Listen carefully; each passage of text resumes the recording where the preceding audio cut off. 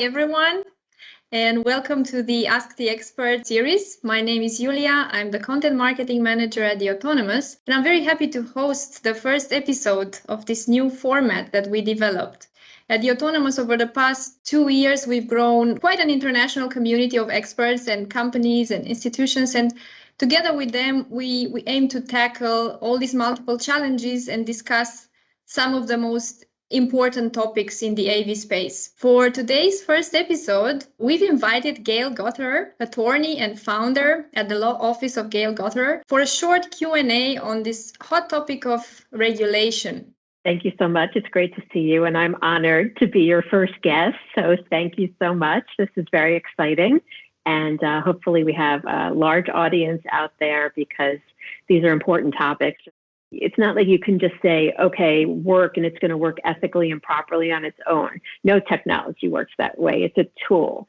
So if we can educate people about what the limits of the current technology are, what we're striving towards, and show them that the government is looking at safety, because I think that's what really matters to people. Yeah. They're not so concerned with licensing and insurance and all the other things that we're thinking about. They just want to know, am I going to be safe if I get in one of these vehicles? I think there's a strong argument that at least on safety, that's what we need. You need a federal standard for safety, which is what we have now for non-autonomous vehicles.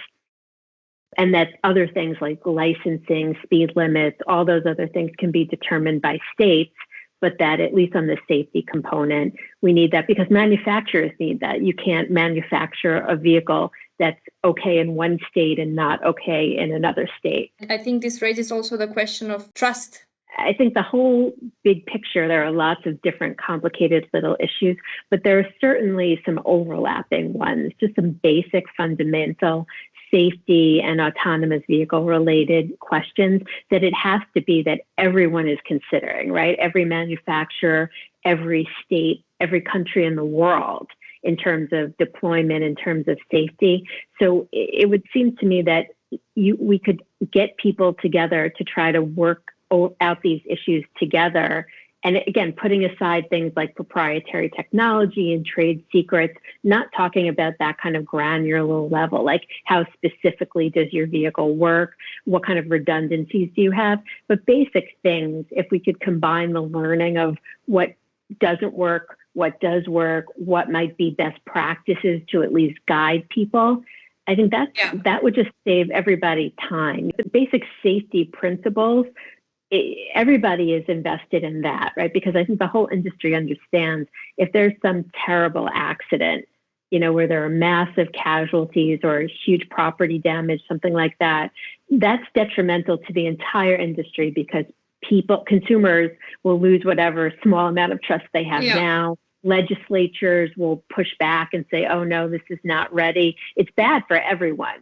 So it would seem that if the effort, we could find some common ground and work together on that, even if it's not through a government, I think it's a tremendous opportunity for the industry to lead and to come together and use its expertise. How and why do you think companies should collaborate in order to make autonomous vehicles a reality? On which specific topics would you recommend that? I think there's a business case for collaboration because, again, just avoiding redundancy. In the absence of collaboration, everybody's working against themselves, right? Potentially creating a basis for objections.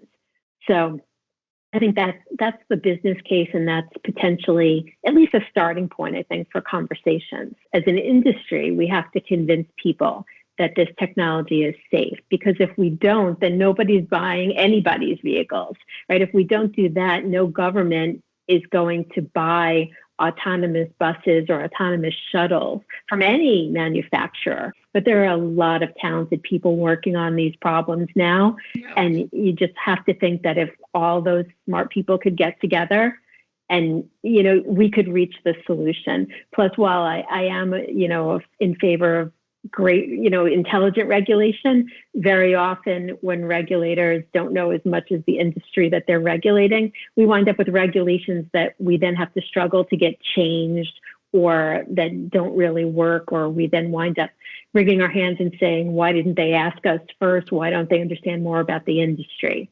Again, this is the opportunity to be proactive and help legislators, all sorts of lawmakers by saying, look, here's at least a starting point for you to work with us, and let's go from there.